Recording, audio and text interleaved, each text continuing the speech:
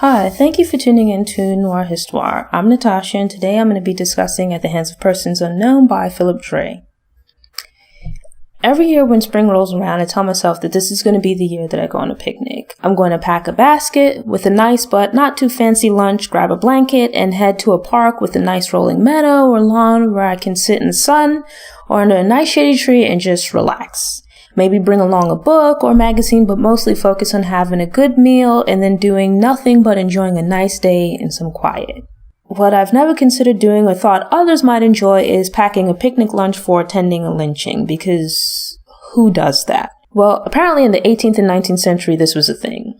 People would pack a lunch, gather up their family members, kids included, and attend lynchings. Railroad companies would add extra cars or schedule special trains to accommodate mobs that wanted to attend lynchings.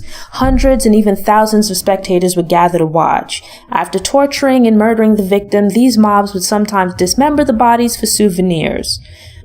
Pictures were taken for postcards, and fingers, ears, genitals, etc. were cut off and distributed as keepsakes. You would think such barbarism would have ended in medieval times, but humanity's capacity for inhumanity has remained a constant, despite attempts at appearing civilized and genteel. Hundreds and even thousands of spectators would gather to watch and participate in these public murders, yet few were held accountable for these extrajudicial executions, as they were often attributed to persons unknown. The theory was that public consensus condemned the accused, and the community therefore had the right to carry out the execution. Hence, nobody was personally accountable, as the killing was not murder and was said to have been carried out at the hands of persons unknown. Phillip Dray details the history of mob violence and lynchings in At the Hands of Persons Unknown. Dray lays out how lynchings were used as a form of political terrorism aimed at subjugating Black people and enforcing white supremacy. Lynchings primarily took place from Reconstruction on through the start of the Civil Rights Movement. Lynchings mostly took place in the southern cotton-growing states, but later mob murders in the form of riots occurred in the Midwest and northern states. Quite often, rape and assault were cited as the reasons for a lynching, and in such cases, it was always a Black man accused of raping a white woman, never in cases where a white man was accused of raping a Black woman. Upon closer investigation, it was often found that the victims were actually murdered for some perceived threat or a disregard of white superiority or some other trivial crime. Lynchings were often carried out by members of the white community, so like just regular everyday citizens, but some police officers and sheriffs were actually complicit by either directly participating in lynchings or by allowing their prisoners to be removed from their custody. At the Hands of Persons Unknown is incredibly informative when it comes to explaining how the efforts of Black activists resulted in legislation that held law enforcement accountable for these prisoners murdered while under their watch, and also for investigating and arresting the persons responsible for the lynchings.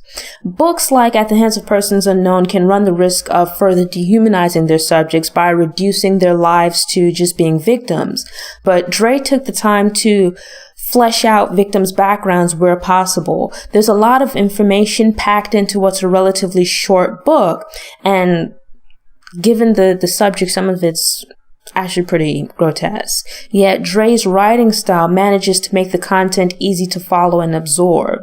I highly recommend At the Hands of Persons Unknown as an introduction to the campaign against lynching.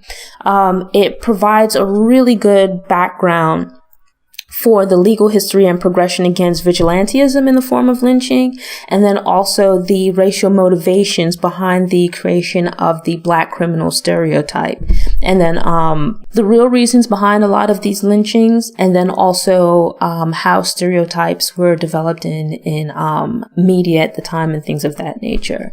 While I recommend the book, it's pretty difficult to read because of just given the subject and some of the cases that Dray goes into detail about.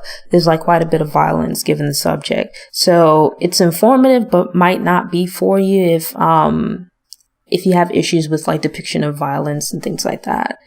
But it's a really great book for an introduction to the campaign against lynching and activists such as Ida B. Wells, w.e.b. Du Bois, and the NAACP.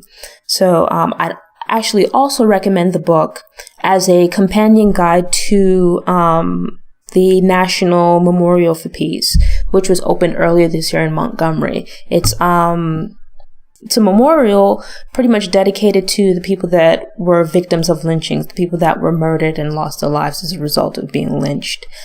There's not a lot of detail or information at the memorial for each of the individual cases, but I find that if you read the book, that it gives good background in some of the more well-known cases, and even some of the ones that aren't that well-known.